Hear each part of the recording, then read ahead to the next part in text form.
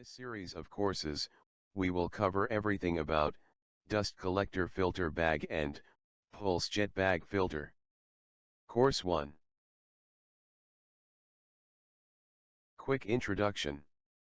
A fabric filter unit consists of one or more isolated compartments containing rows of fabric bags in the form of round, flat, or shaped tubes, or pleated cartridges. Particle-laden gas passes up, usually, along the surface of the bags, then radially through the fabric. Particles are retained on the upstream face of the bags, and the cleaned gas stream is vented to the atmosphere.